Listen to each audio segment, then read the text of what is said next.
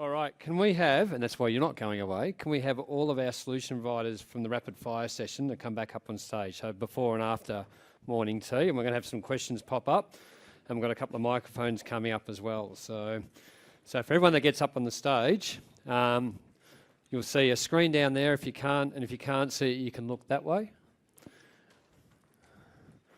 And when we've got them all up here, if as many people as you can take photos of this group and post it on as many different places as you can, that would be great.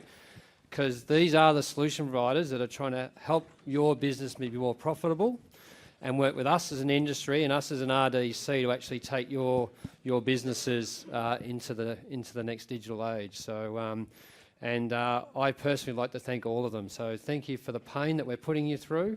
Don't give up on our industry. It's not easy, but if it was easy, you guys wouldn't be up here. Someone else would have done it. So please be patient with us. So are we good to get the Q&A? I might get out of the photo. I don't need to be in that. Take photos without me, please. If we can get the Q&A up. Okay. Tussock. Jesse, are you up on stage? No? Right. So, okay, let's go to the next one. FarmBot. Cam, do you want to answer that one? Yes, nice and easy. Two costs to our service. One is the hardware cost, and that is $900 per box. If you'd like a rain gauge, that's an additional $150. The satellite subscription, which encompasses the data and the service, is $456 per year. And that's on a 1 to 9 basis, and as you purchase more in every 10 increments, it decreases below $400 and heading towards $300 per year. Darren Price, because he always looks after me for the last 6 months, like my father sometimes, has just reminded me that Jesse's gone back to New Zealand, which is why we put Jesse first, and I knew that but just forgot. So I might now open that question up to anyone else that wants to answer it. So you're all wrong. Is one right? Should there just be one communication protocol in inverted commas? Okay. Hello. So internationally, there's been a lot of testing of the different protocols that are out there, and there seems to be a bit of a confluence towards LoRaWAN. And generally, it's because of the open ecosystem, so the number of people that can easily develop in that environment and the fact that you can do control. It, by far and away, is not the only technology that is out there, but clearly more and more people are coming towards it. In terms of being able to use sensors across different providers, there is actually reserved spectrum for IoT networks in Australia that the Australian government has put aside. There are two that I'm aware of, 923 and 915, and LoRa can operate on both of those. In the Asian region, it is 915. In Australia, it's 923. I'm getting nods from the technical person to my right. But what we're finding is a lot of the Asian region is actually now swapping over to 923 for particular reasons as well. So as a general rule, yes, you will be able to buy sensors and they will be able to operate on most of our networks. That doesn't mean, so if you're buying LoRaWAN as part of your, like a LoRaWAN base station, as part of the solution that you're buying, it doesn't mean that they have to operate in that reserved range. They can kind of choose whatever spectrum that they want. So it's a bit buyer beware.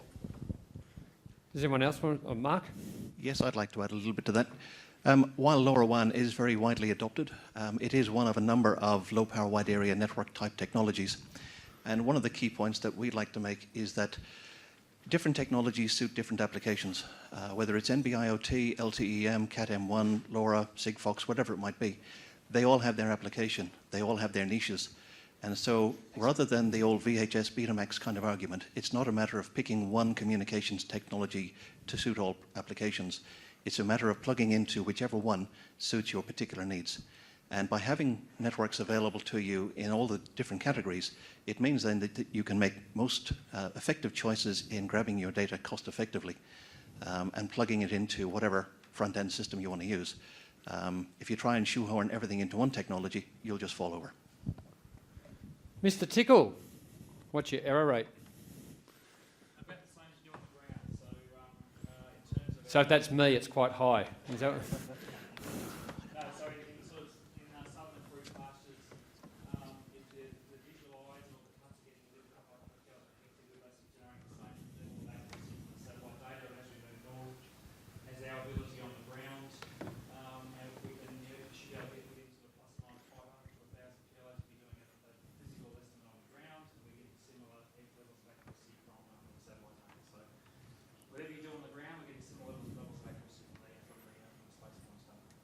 Will slides be made available? I'll answer that.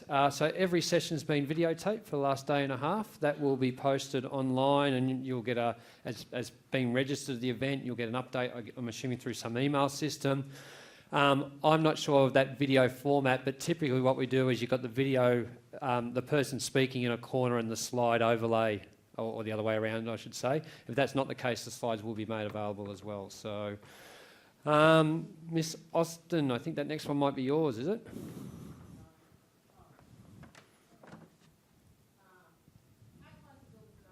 Okay, so there's 3 different data types on Livestock Data Link at the moment. The first is around carcass compliance data. So that is providing a price signal, so the producer can see the lost opportunity cost. So if you didn't meet the premium bit on the grid, it'll work out across each animal and also across the consignment what that lost opportunity cost. So where you could have done better potentially if you had a higher compliance rate. So that's already in there. The second lot of data that's in Livestock Data Link, which is new this year and it is really exciting, I believe, is we now get breeder data for cattle within LDL. So you may have bred an animal and then you've sold it to someone else and that second party has sold it to the processor. You can now actually get some of that carcass compliance data on the animals you bred. We don't have price signals in that because you didn't make the sale decision and there's good reasons for you not seeing that, but you can get lean meat yield information, you can get carcass weights and averages and minimums and that kind of thing, and you can get some really valuable information from that. The third category of information that's in Livestock Data Link, and more of this is coming in the really short term, is animal health information. At the moment, that's just telling you what conditions you have and giving you some information about prevention and treatment methods for those conditions, but we are thinking about how we might put some price signals in that data as well to help you make the decision about whether, is it worthwhile doing a treatment. There's obviously a cost associated with that from a management and a treatment perspective, so we want to try and put some calculators in there that can take that from sort of generic information to quite specific for your operation. And Beck, just hold the microphone because we'll give you the next top one as well, if that's okay. Yep. Yeah, we've been talking a lot about this and the opportunity to start to open up some of the data in a way that doesn't have any implications on privacy and that type of thing. So we are definitely looking at opportunities in this space, such as taking a whole data set, taking out the identify features of that, and running a hackathon or such an event to start to look at what's some of the value that can be brought out of that data. Because at the moment, I think we all agree. We haven't fully uncovered the value of the data, and it's only by linking the different data sets together and starting to put some smarts across them that we really can. So that's definitely something that we're keen to do. And Andrew Skinner, who's sitting down the front, is one of the key resources we've brought in as a company to help us do that kind of thing. So if you've got ideas and you're passionate about it, talk to that man there, and he'll have a very long conversation with you on it. Tessa, I might just hand over to you for the NNCO one, if that's right, because it was just at the top. But it's just dropped no down problem. Who's funding the NNCO rollout? There's sort of a couple of commercial models that we're working with, different ones from the agricultural arena compared to the city, where we're in the city, we're working with utilities, infrastructure partners, councils in rolling out the network as they provide infrastructure for us to deploy our gateways onto. So therefore, the commercial model for them, where they're putting in hundreds of thousands of devices, can be a bit different. They help out with the capex of hardware, and then they get probably a cheaper connectivity rate over a couple of years. From the agricultural side, I might hand over to Alicia, because she has a different commercial model for the agricultural region. Hello. For us, it's a bit of a two-pronged approach. So we are privately funding the rollout of the network so that we amortise the cost across our sensor sales. Our business model is to get ubiquitous sensors out there. It's not to make high margins off really expensive sensors and connectivity. That is clearly, we're not going to cover all of agriculture in the next 2 months type of thing. So where there are hotspots where there is enough interest for us to get an ROI back, we will come and put the network in. If you're a single farm and you only want a couple of sensors, then we're happy to do a commercial install for you. Any of our LoRaWAN suppliers want to have a go? And you can all have a go at it. Have a go at that next one, please. Hello. So the question is cost to implement a LoRaWAN network with a 20-kilometre range. Depends on the topology of the land. We'd need to do a path profile and a location study to work out the propagation of the LoRa frequency across the land.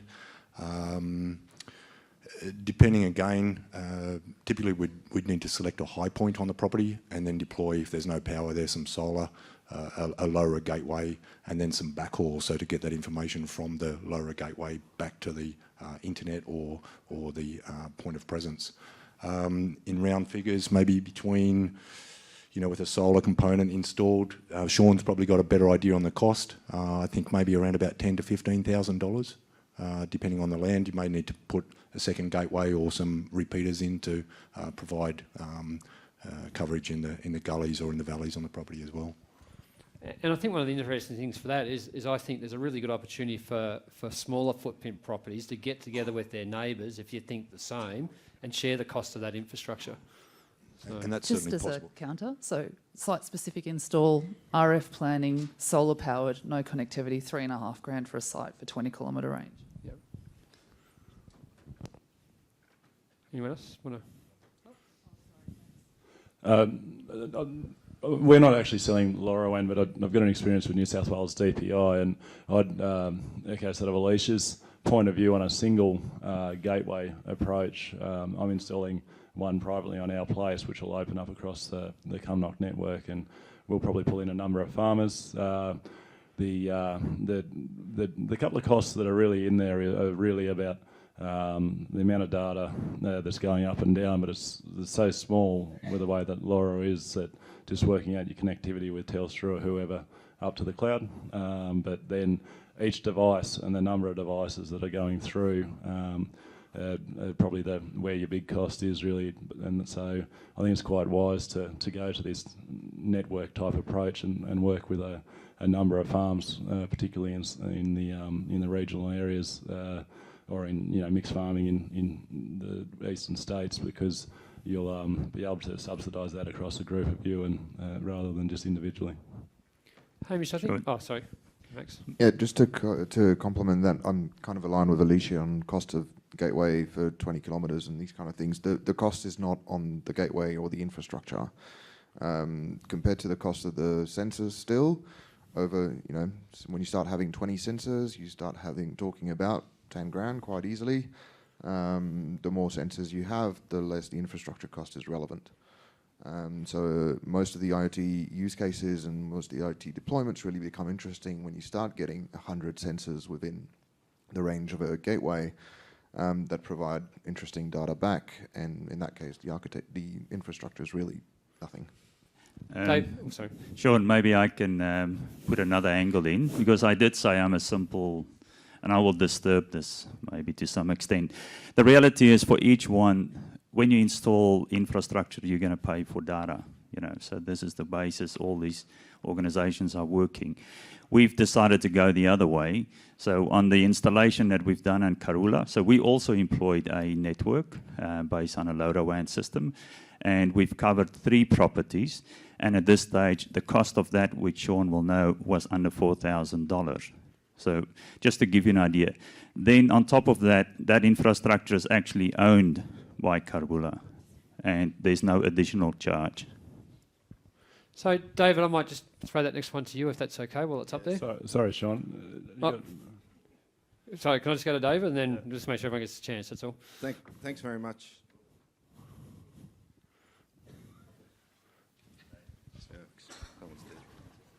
Thanks very much, Sean.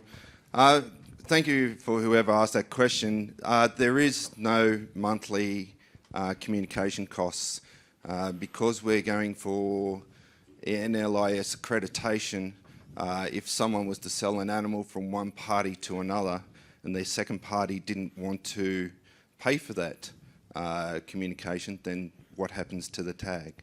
Because we're focusing on provenance and operational management, it's important that all of that is brought forward.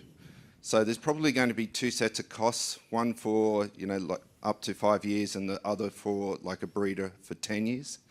To be a little bit controversial, we're probably not going LoRaWAN. it's not optimal for tracking cattle, we've found. So that's why we've sort of gone to the low Earth orbit satellite to expand our range so you don't have to put up the infrastructure as well. Jeremy, you happy to take that very bottom one? And please don't feel pressured to answer any of these questions because there are some commercial in confidence type. Yeah, so the question, what's the cost of a Tapari cattle crush? Yep. Assume they're referring to an automatic drafting cattle crush that we have got installed at Koala and what we've been talking about today. A system like that is between $30,000 and $40,000, including GST. That would be for a complete system with scales and an EID reader. It depends on your existing scale system that you may have and a few different configurations of the cattle crush, but in summary between 30 and 40k. There's one there, where can we purchase your products from? So I'm not going to get your order answer that. I'm just going to answer on your behalf. Go talk to everyone on the stage. Okay, I think that I'm not trying to be cute about that response, but that the people on the stage are the people you need to talk to. That's why they've got trade show stands here. That's why we've put them in front of you multiple times over the last couple of days. I'm not ignoring the top one. I'm just trying to get through ones that I don't want to respond to. Well, the top one I will respond to towards the end.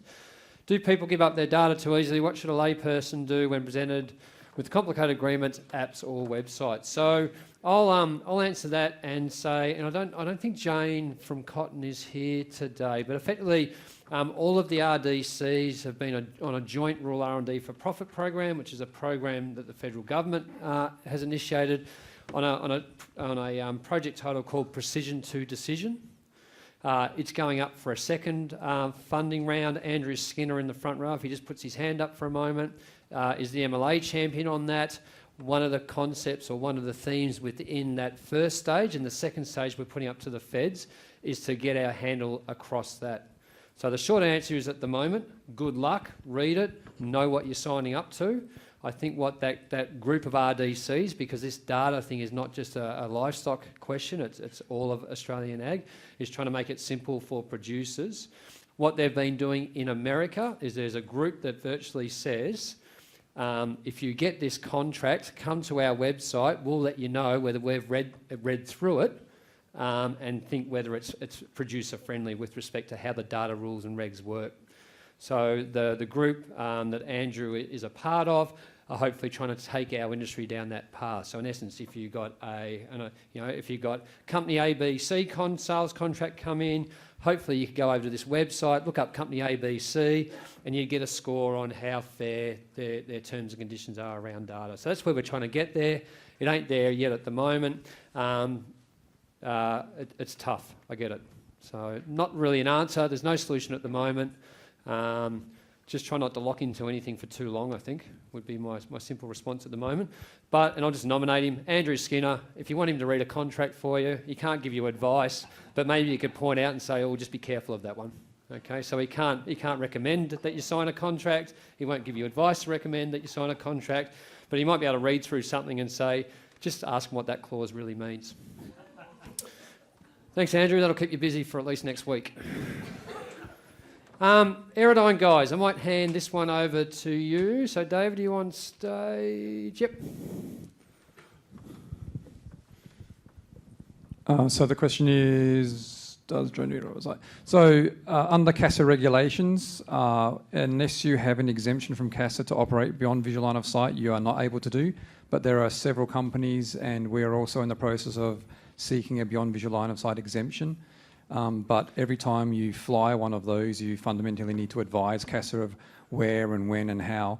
Particularly in the agriculture and the farming sector, the big concern that I have as chief pilot is I've been out on farms where people get out with crop dusters or they're, mustering people with their helicopters, and they don't often use radio comms. Like, they don't talk to anyone, they don't tell anyone what they're doing, and they fly like just above my head.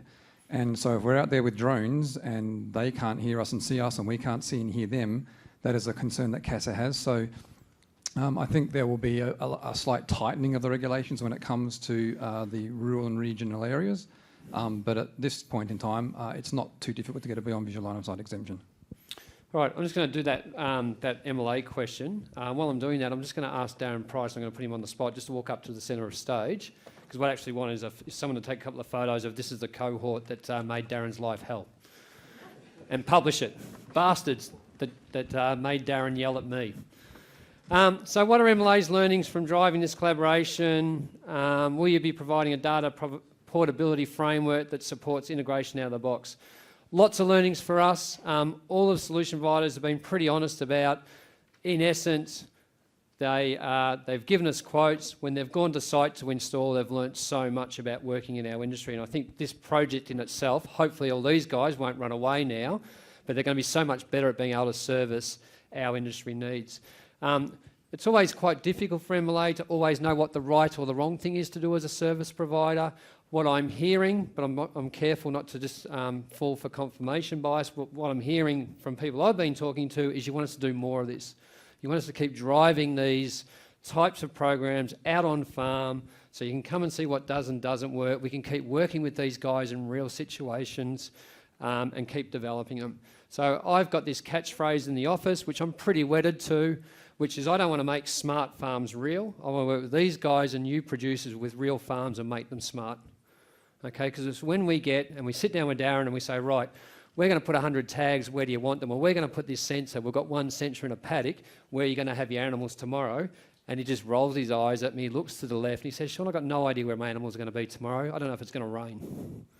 So I think that's been a really healthy challenge for us. It's just to work under those true P&L conditions on a real farm. One of the things we've spoken about in the company a couple of times is should we have a mental blank, but that thing that ranks like a TripAdvisor. So was this hotel good? Was this taxi service good or bad? We're going to do something like that, but what we're really mindful of is if you as a hotel room user goes to a hotel and the bed's not made or there's bugs in it, I've been to a couple of hotels like that, really that's under the full control of the owner of that business. I think one of the things we've learnt with this cohort is we as end users can be the cause for why something does or doesn't work. So we're really mindful that I think one of the dangerous things to do at the moment would be have like a TripAdvisor type concept for this technology, especially if it's us as end users that have made that technology not work. So what we're going to start doing is start publishing case studies to say, this is what we put in, here's the pros and cons, here's some indicative pricing and ongoing and upfront pricing. So if you want us to keep doing that, please give us that in your feedback sheet. So Darren and to the team, thank you very much. It's been an absolute pleasure. Never again. And we hope, and Darren hasn't signed up to this and neither are the farm owners, and this is not a pressure point, we hope Darren and the farm owners let us keep this cohort coming back to those properties over the next 3 or 5 years, keep evolving this offering, understanding what the value proposition is, new providers going in, and new solutions from these guys. And, every 6, 9 or 12 months we can give you an update. Maybe we'll have a few more open days. Because what we're really interested in now is robustness and value proposition, and that's just going to take another 2 or 3 years. So we're going to break for lunch. We're going to be a bit early, but someone gave me grief out there before when I was trying to marshal them back in that they just wanted to keep doing some networking, so we'll give you a bit more time for that. Then after lunch, you're going to hear about some other solution providers that MLA is already working with. We didn't have them on the Carwoola business, but they're already doing some really great MLA projects with us around connectivity. So you're going to hear from them and some different approaches to how you can tackle this beast as well. So to the team, thank you very much.